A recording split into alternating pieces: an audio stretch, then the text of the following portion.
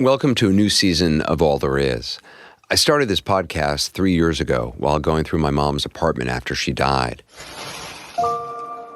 She was still so present in those rooms, and it was hard letting them go. Just as it had been hard letting her go when she died. My mom saved everything. There were hundreds of boxes of things to sift through, including what my dad, Wyatt Cooper, left behind after he died of a heart attack nearly 50 years ago when I was 10, and what my brother Carter left behind when he died by suicide 10 years later. I found grief to be so confusing and lonely, and I started asking people about their experiences because I was desperate to understand my own. Stephen Colbert was one of the first people whose wisdom helped. You told an interviewer that you have learned to, in your words, love the thing that I most wish had not happened. I remember. You went on to say, "What punishments of God are not gifts?" Do you really believe that? Yes. It's a gift to exist. It's a gift to exist. And with existence comes suffering. There's no escaping that. And I guess I'm either a Catholic or a Buddhist when I say those things, because I've heard those from both traditions. If you are grateful for your life, which I think is a positive thing to do, not everybody is, right. And I'm not always, but it's the most positive thing to do, then you have to be grateful for all of it. You can't pick and choose what you're grateful for. Well, that was the start for me. That's really how this podcast began. As for what I've learned, I talked to Stephen Colbert a couple weeks ago on his show about that and why I'm expanding the podcast to release episodes now all year long. I shut down and I lived for 40 years without allowing myself to feel the pain of the grief. But the irony is, by not allowing myself to, and you taught me this, by not allowing myself to feel the pain of it, I also didn't allow myself ever to feel joy, true joy, because you can't have one without the other. And it's only now in the last 2 years and my voice still shakes, which I'm sorry about, but it's only in the last 2 years by feeling this grief and this sadness that I've been able to feel joy. And I have a lot to feel joy about because I've got these 2 little boys who are just incredible. And one of them's backstage right now watching. And so it is the greatest gift. And you kind of gave it to me early on, and other people have given it to me in drips and drabs every interview I've done. And the incredible thing is, the good news is, you can still have a relationship with somebody who's died. And I have a relationship with my dad that's extraordinary, and I know him better now than I ever knew him when he was alive, when I was a little kid. And I feel my dad. I feel him. I ran from grief my whole life, but I'm not running any longer. This is the new season of All There Is, and as I said, we're expanding. We'll be releasing new episodes all throughout the year. I'm also starting a weekly companion show called All There Is Live. It'll be live streamed on our grief community page at cnn.com/all there is every Thursday night at 9:15 p.m. We can come together there, talk grief, and not be alone. We've also set up a year-round permanent voicemail for you to call. If there's something you've learned in your grief that would be helpful for others or something you want others to know about your grief experience, let us know. The number is 404-827-1805. Wherever you are in your grief, I'm glad we're here together. This is All There Is. Welcome back. I was gonna drive by, wasn't gonna stop. Then my old truck found a front row spot. Gonna drop in, but I wasn't gonna stay. Then I heard a bar stool. My guest today is country music superstar, singer, songwriter Luke Bryan. He's one of the world's best-selling music artists. He's sold more than 75 million records. He's had incredible success. He's been married to his wife, Caroline, since 2006. They have 2 boys, Bo and Tate. But Luke is no stranger to loss. He was 20 when his older brother Chris was killed in a car crash. His sister Kelly died while doing laundry at her home in 2007, and years later her husband Lee died of a heart attack. Luke and Caroline took over care of Kelly and Lee's 3 children. Well, thank you so much for doing this. What I think is so cool about you, beyond your music, is your willingness to be open about something which a lot of people don't talk about, which is loss and grief. And you've been really public about it. Yeah, thanks for having me on here. I think it's helpful to always talk about it, you know? Was it hard for you to decide to talk about it? I think with the loss of my brother, you know, I was so young at the time and truly didn't know how to process it. And now when I can relate to someone and let them know they're not alone in this and try to help people grieve and get through the ups and downs of life. You know, gosh, Anderson, one of my most beautiful moments I ever had as a country music singer is I was in North Carolina and I'm doing my meet and greet. And, you know, meet and greets, you're meeting fans and taking pictures, and there's a lot of chaos. But this boy, he was 9 years old. He looked up at me and he had these big tears in his eyes, and he looked at me. He goes, "Mr. Luke, I lost my sister a couple of months ago, and I want to know how you get through life." And when that 9-year-old, Anderson, when that 9-year-old told me that, I dropped down on my knees and just did the best job I could, in that moment to help that young man. And I said, "Buddy, you talk to your sister like she is still here. You treat her like she is here every day of your life. You talk to her when you go to bed," and it was just, and that was, when that boy did that, it really affirmed my need to talk about my loss. I mean, when you're able to touch a kid that age, I was like, yeah, anytime I can talk about this, it's the right thing to do. And there's just so much of that going on in the world. And I think some people have been insulated from it, thank God. But then the people that have tragedy, I hope they can hear our stories and understand they're not alone and their journeys with it. I mean, the fact that that 9-year-old boy could vocalize that and say that to you in that moment is incredible. You know, I looked up at his parents, and his parents, they went there knowing that he wanted to ask me that. And gosh, there wasn't it was one of the most powerful things that I've ever been a part of. And I just did my best in the moment. And it really, really changed me a lot too in that moment that I was able to help him. Your brother Chris died when you were 20. He was 26. Right. What happened to Chris? He was in a car wreck in our hometown of Leesburg, Georgia. He was dating a girl and she was driving, and both of them were killed. They were leaving a Halloween function, and it was about 2 weeks before I was going to move to Nashville and was getting ready to start chasing my music journey, and that happened, and just a tremendous blow to our family and our community. I understand some family friends drove to get you, to tell you. Yeah, I was out of that town. drive back. You know, I mean, that must have been. Oh, it was just tragic.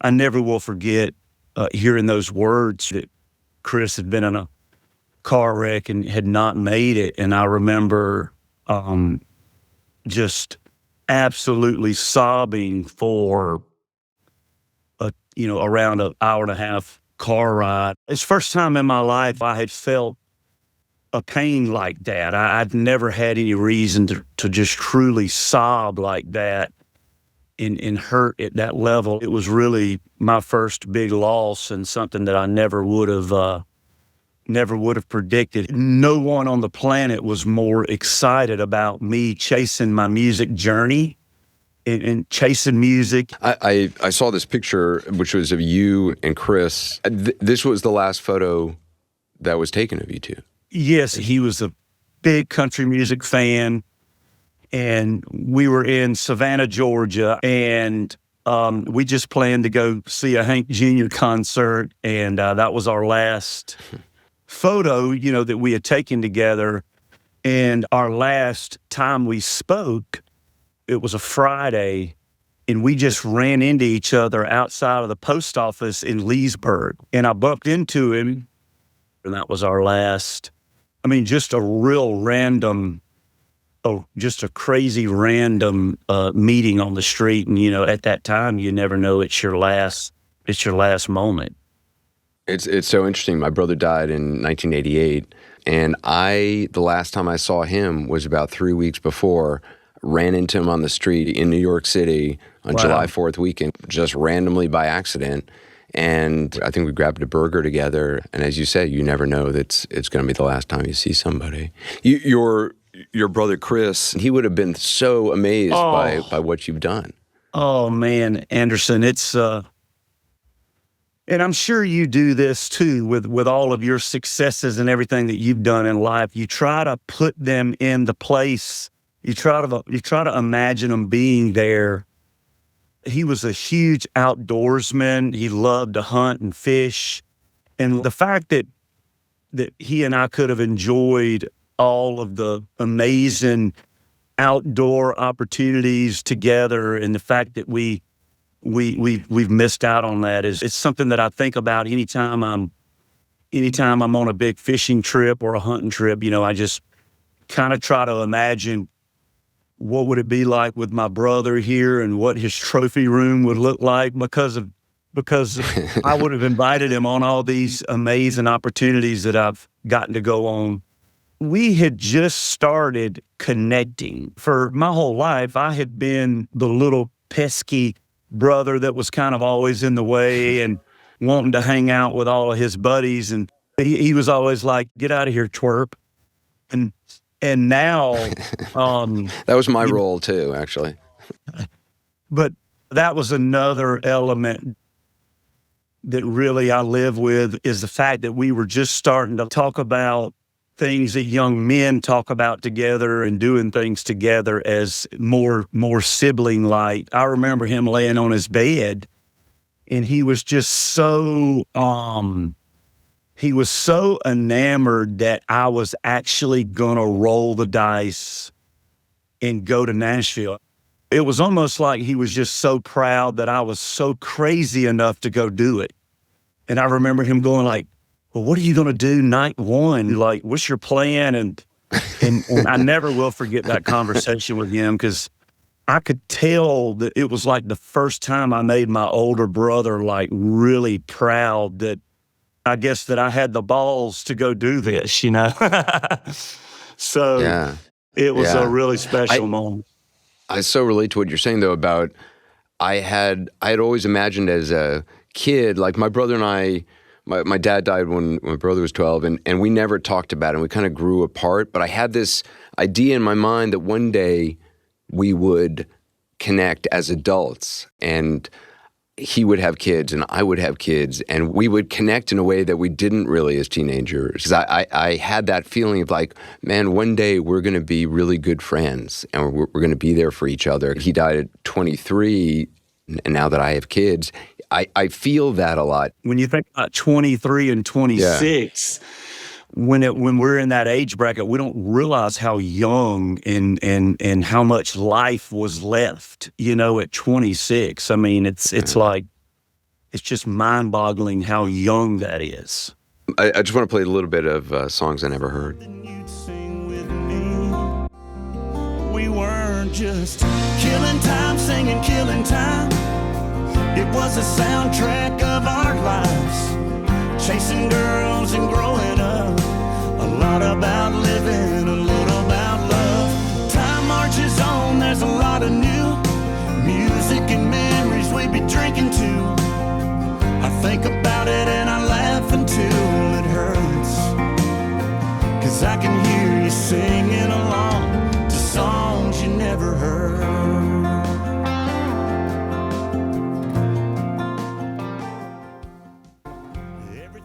I love that.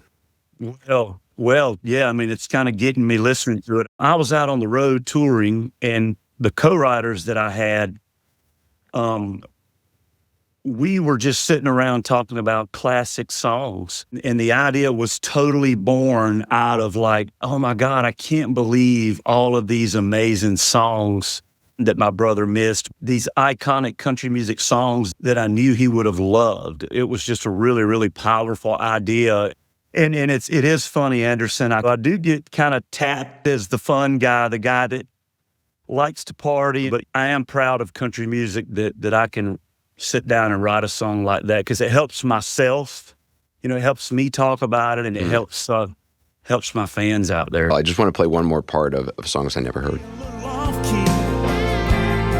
Out on the road with me, high-fiving my whole band. Mama claims it, but we all know you'd be my number one fan. And we'd be killing time, singing killing time. It was a soundtrack of our lives, chasing girls and growing up. A lot about living, a little about love. Time marches on, there's a lot of new music and memories we'd be drinking to.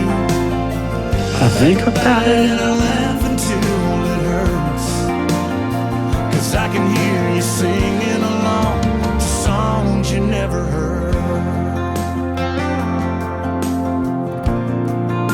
To songs you never heard.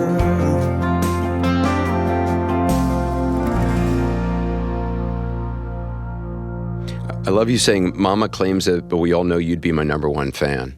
He would have been your number one fan? Yeah, he would have. I don't think my mother got her feelings hurt when she heard that line, because she kind of feels the same way too. You were invited to perform the Grand Ole Opry in 2007. Your older sister, Kelly, how many tickets did she buy for friends and family to come and see you? I think the final number was more than 120 that she put in her personal credit card. And did they give you a discount or anything? Or you know what? I don't know. What was funny is so before I go on stage, in between the segments, they do real live radio ads. And my sister's last name was Cheshire. So the MC goes, I want to thank Cheshire Tours. They thought she was a touring group because she had bought so many tickets. And so all of her friends, they were all sitting in one section, and they jumped up and started hollering because it was just a funny moment. It was definitely an amazing memory. And that trip, that was the last time you saw her. Yeah, I mean, that day would have been April 6th, and I think it was almost 1 month to the day that my sister passed away. I never could have imagined that our last photo would have been taken in the lobby of the Grand Ole Opry right after I had done my first performance. She was 39. 39, and I would have been 31 at the time. And I'm sure you felt, dealing with death and tragedy, they're all different. They take different forms and they become different things. And I've never really explained what happened to my sister. There's some misinformation out there on the internet, and I think some people kind of like wonder what happened, and they think that we've tried to cover it up. But there is a very, very small percentage of people that die for no reason in the world. And it's called sudden death syndrome. And that's essentially what they described my sister's death as. She was in her home doing her laundry, and it was like, somebody just turned the switch off on her, and it was just tragic beyond words. Did it take a while to get that result, the diagnosis? Because there was some You know, there was articles saying that there were a number of autopsies that were done, and yeah, we had obviously we wanted to know what had happened because there was so much, um, there was just so much unanswered questions, and we wanted to know could there be a family history of something that her children might have or I may have. Your typical findings of an autopsy of someone 39 would be an aneurysm or an embolism or a blood clot of some kind, and everything was inconclusive. She had a pretty severe, like orbital bone injury. So whether she fainted, well, I think she may have went into the floor and kind of knocked herself out. My nephew was 3 at the time, and I think if someone could have been there, maybe her chances of surviving would have been a lot better. She really was she was everything in our life. She was a mother of 3 children, and she was, I mean, the best mother you could ever dream of. And we all leaned on her for so many things, and it's hard to really wrap your brain around her it doesn't being make any gone. sense. And it was so Yeah. different than my brother because my brother, you can conceptualize a car accident, but you can't really conceptualize someone that was 5'11", 130 pounds, healthy as a horse, and she's just gone. And I'm even sitting here talking about it with you. It's just hard to think about my parents having to go through that. I mean, it's just. Did you feel like you knew how to grieve more by then? Anderson, my grief process with my sister was massively different than my brother. I think me still being kind of a young man, I didn't properly grieve my brother. And with my sister, being able to have her children and look into their eyes and see my sister has been a much more helpful process. I can see her in them. I can see mannerisms in them. I can see so many tangible Beautiful. things in my nieces that are my sister.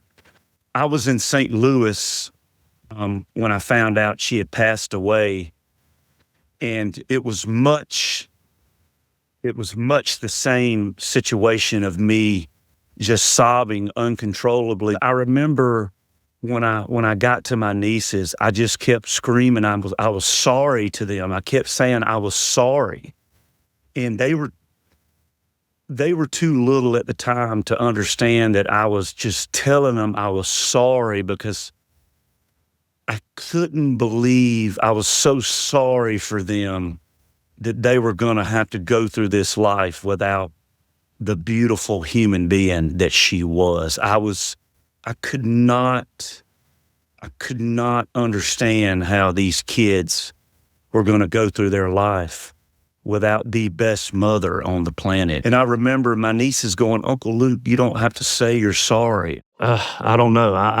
That was just the word that I kept saying to them. And it was a lot. And still is, now that we're, and one of the most amazing situations I've ever had happen to me is the morning of her funeral. The morning of her funeral, I mean, Anderson, I don't know how to vocalize what I was feeling. I mean, the nausea, I did not want to go in the funeral home and see my sister. I was just really not processing this well. And the fact that I knew at 5:00 p.m. I was going to walk in that funeral home and have to deal with this, it was just really, I just wasn't doing well with it. And we get in the car, and it's the sensation. You get in the car and you know that this has got to happen. And Anderson, when I walked in the room, and I'm a pretty spiritual guy, and I'm pretty grounded in my belief in Christ and Christianity. And I would say it was the first time in my life I felt a spirit of another world take away my burden in that room. When I saw her, it was like something, it was almost like a pressure valve released. And I just feel like between, I can't explain it. It was truly like she set me free in that room. And, you know, my mother did not have that experience. And I think I was the only one in the family that had that experience, but I really had it and had prayed. What a blessing. It really was. And I'm not saying it made it all go away. I'm just saying for whatever reason, when I felt that emotion, it was really something I'd never experienced.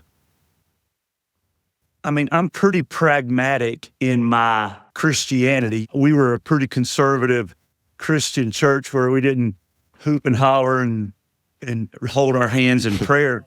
But when I felt that, it was really something that I did feel a spirit in her spirit kind of release me from that. And I think it allowed me amazing. Focus. I think it allowed for me to focus on her husband, Lee, and it allowed me to focus on her children, and it freed me up in that level to get to work on doing what we needed to do for the family. Yeah.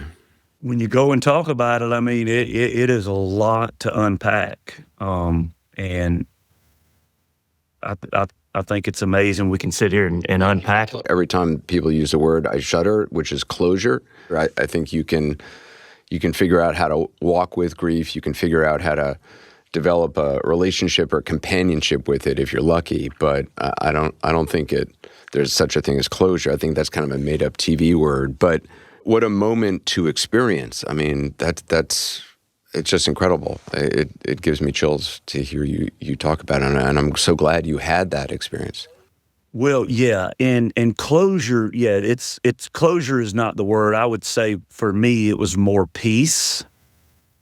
It was more peace in the moment. I mean, watching my parents go through this twice, is just not fair. My mother is a very, very emotional person, and she grieves their loss way differently than my dad. My dad grieves as Southern gentlemen do. You know, my dad locks it in, and my mother is forever changed how she walks through life, and it's stuff that she and I really talk about weekly when she calls me and having bad days. And yeah, I don't think closure's the word. I tell people, you're just never going to arrive back to where it was when they were here. You just have to learn to understand that it's a normal emotion, that your life will never be the same. And closure's not my word. I think that I live every day going, you know, true pieces of my heart and soul and mind were taken, never to be given back. And I think you have to be ready for that and ready to try to get through. And we'll have more of my conversation with Luke Bryan in just a moment. But first, if you want to listen or watch past episodes of the podcast or connect with other listeners, you can visit our community page at cnn.com/allthereis. That's where you can also watch our new weekly companion show, All There Is Live, every Thursday night at 9:15 p.m. Eastern. cnn.com/allthereis. I'll see you there. We'll be right back with more from Luke Bryan. I want to play a song called Drink a Beer, which you sing in honor of Chris and Kelly. Funny how the good ones go too soon, but the good Lord knows the reasons why, yes. Sometimes a greater plan is kind of hard to understand. Right now it don't make sense. I can't make it all make sense, so I'm gonna sit right here on the edge of this beer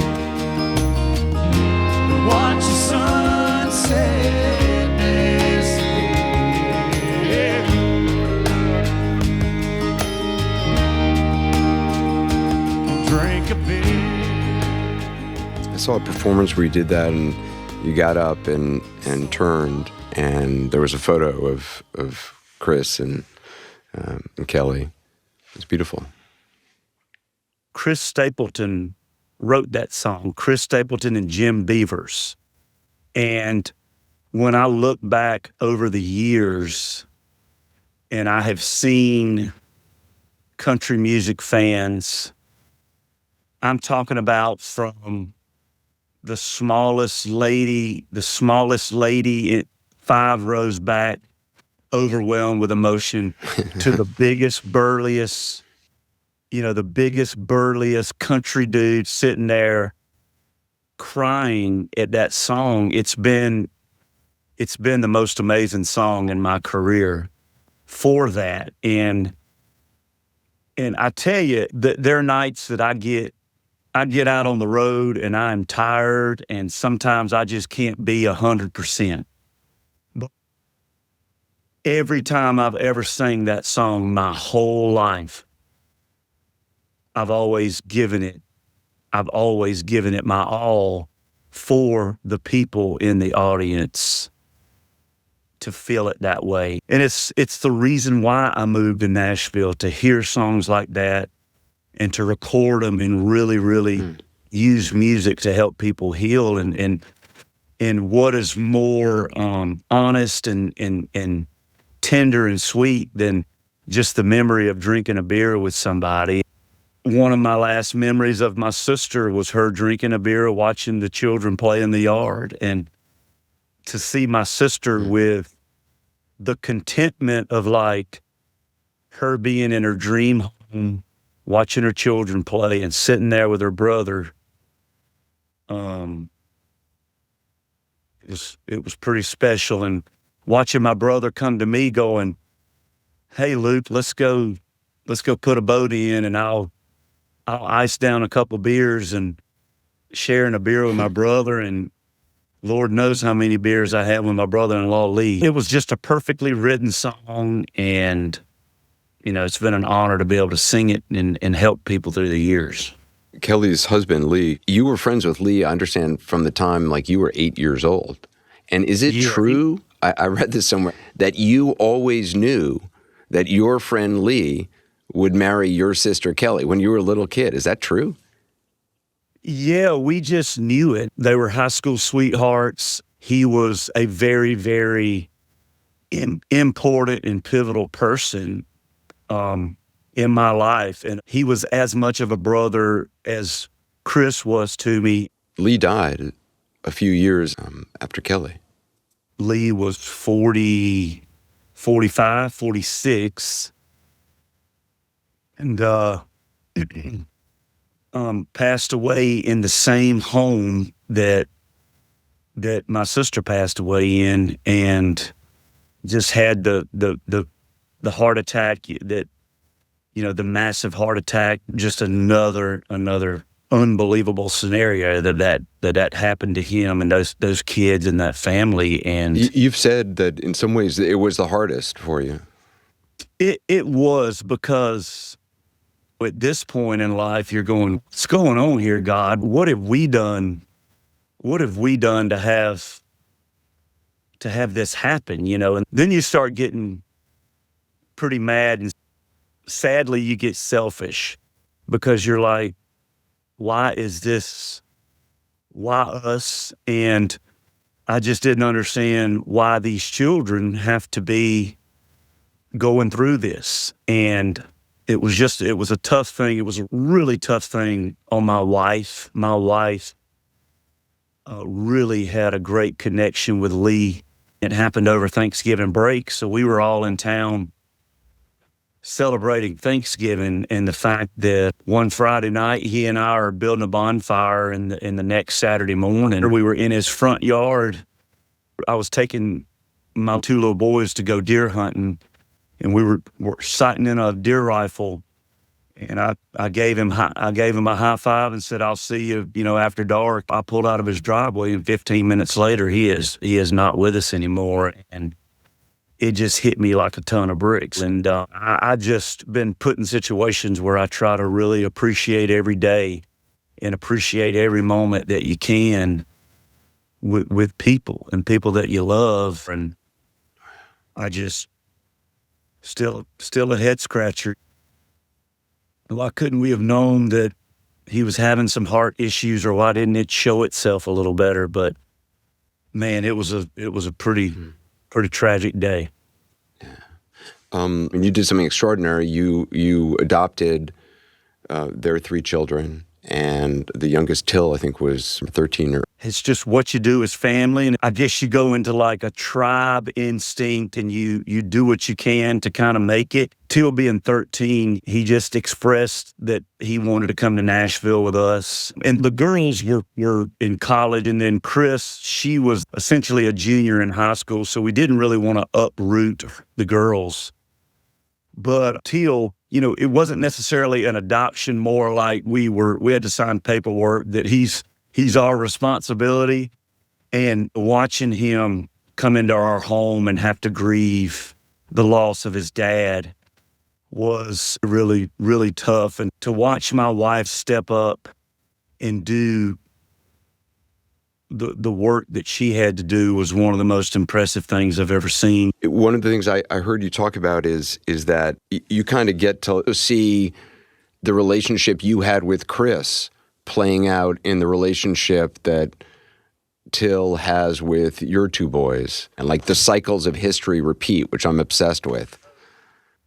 Well, Anderson, I think you have to find silver linings in all of this loss, and you have to appreciate the silver linings. And my oldest, Bo, and Till, I mean, it is all brotherly. It looks and smells just like 2 brothers complaining and fighting and wrestling and giving each other a hard time. But with Tate, my 15-year-old, and Till, they have a really special bond. And I can't imagine a household where Till would have never grown up in it. I mean, it's just been a blessing and a silver lining to have him, and to watch the girls go through life and become mothers and get through life daily has been pretty inspiring too. I'm really proud of them. And I think the tricky part of this, Anderson, I don't tell them enough how proud I am of them.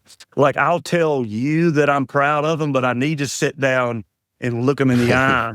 They don't need to come watch this interview with you. They need to, I need to say I'm proud of how they've navigated life. Does the grief get worse for you? Does it get better for you?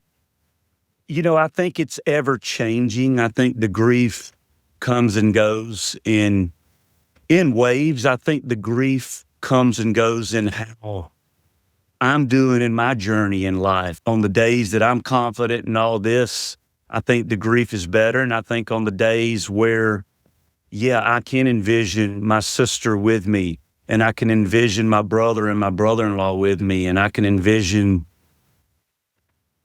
I think, what might have been, and what would Kelly and Lee say about their grandchildren. I mean, it's very hard to go there in your brain. So I think in a lot of those cases, the grief is worse because you just want so bad for them to be in this journey with you, and they can't. And at the end of it, I have to believe the only way that I can make it through is to believe that they're on the other side, and we will be reunited one day, and it will be all well again, and it will be like it should be. And I have to live with that faith that it'll be that way. And I think if I can ever encourage... That is the promise of faith. That is the promise. And anybody that's lost their faith, and listen, you know the deal. I mean, there's countless religions and countless ways to go about your grief, but I always want to stress to people, you have to believe you'll be with them again, or you're just going to have to believe that and be strong in that and be confident in that. Are you going to be mad you're going to be mad at the situation. You're going to be mad at God, of course, but really at the crutch of it, at the heart of it, believe you'll be with him again. And I think that's how I've really tried to get through this life. I try to tell people when I see a 85-year-old lady, I just want to, you want to walk up to them and put your arms around them, because you know that life has dealt them these blows. And some people are lucky. Some people don't have it to the extent that you and I have it. Some people have it way worse. I mean, good Lord, you've reported on things that are way worse than our scenarios. And you just hope that those people, that they have the faith to understand that they'll be reunited again. And that's how I get through this thing. I think if that faith wavers, then a lot of other things waver, and my grief becomes stronger and my grief becomes more challenging. But I like to look at someone that's lived a long, healthy life and go, life's been rough on them too. You're not alone. Yeah. Yeah. I mean, everybody you meet has been on this road or will be on this road. And everybody who has ever lived has been on this road. And as alone as one might feel, as alone as I often feel, it gives me great comfort to know I'm not alone. And yeah, I think there's great beauty in that. Wow. No one gets out of this thing. We don't get out of this thing alive. And That's for sure. I think we have to be careful and never forget that, and understand that every day means something, and every day is special, and every day that you can love on somebody, show some love to people. I think it's very, very important. I've actually had a weird little funky day today where I've been down in the dumps, but you just have to get through it and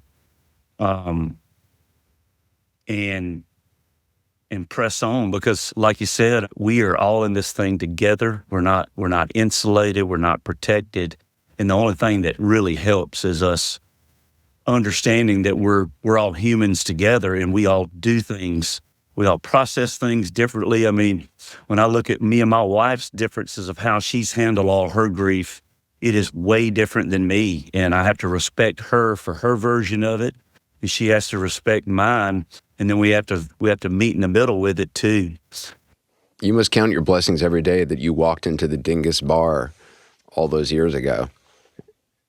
Well, I do. I don't know. And met Caroline, because she sounds pretty awesome. Well, I don't know anybody that could have done what she's done. I mean, she goes into life thinking she's marrying a country music singer, and then next thing you know, she's helping the girls and the boys and still putting up with my antics. It's been an amazing journey, and it it couldn't have gone on without walking in that bar at Georgia Southern. And even on her side of the aisle, she lost her brother and sister, they lost a 7-month-old baby.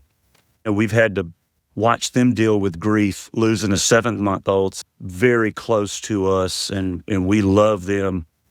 It's just, life is hard out there. It's tough. And I just hope, I'm so honored to get to share this with you in hopes of helping people through. And I think it's really amazing that you've taken your journey. I mean, you and I grew up in crazy different backgrounds in life. I mean, when I read your story and how you grew up and what you've done, and I mean, is how far apart we are from whatever, grief is coming for us. Well, Luke, I got to tell you, I've done a lot of interviews, and you don't have to be out there talking about grief, but I just think it's so incredible, your ability to talk about it and your willingness to talk about it. I am incredibly grateful for this conversation. Thank you. We all have to, bond together and help each other through it. And I think it's impressive that you're doing this, and thank you. Yeah. Next week on All There Is, my conversation with legendary documentary filmmaker Ken Burns. He's brought history alive on public television through extraordinary series like the Civil War, the Vietnam War, baseball, and jazz. But his personal story of loss and his ability to give voice to it is truly remarkable. And I can't wait for you to hear that interview. There'll be something really great that happens, a great award, a great, wonderful thing. Yeah, I can't do that. And I can't do that. You know, it's almost in a way, and I don't know if this is your experience, but you're disrespecting if you let go of of the whatever internal sadness you're supposed to have, or just the sense of loss, or whatever it is. But I know I have at times glimpsed and gone, wow, this is great, you know? And most of the time it's, you know, what's the next thing? Yeah. You know? But it's interesting to me because I keep saying to myself, like, they would not want me to be unhappy. They would not want me to feel disconnected. And yet, I do think there is that element of, like, if I let go of this... Right. Then you're betraying them in some way. Yeah, they disappear altogether. That's next week on All There Is. Join me every Thursday night at 9:15 p.m. for my new weekly companion show called All There Is Live. It'll be live streamed on our grief community page at cnn.com, All There Is. Every Thursday night, 9:15 p.m. We can come together there, talk grief, and not be alone. You can also follow us on our new Instagram account, All There Is, and the number again for our new voicemail box, 404-827-1805. Wherever you are in your grief, I'm glad you're here.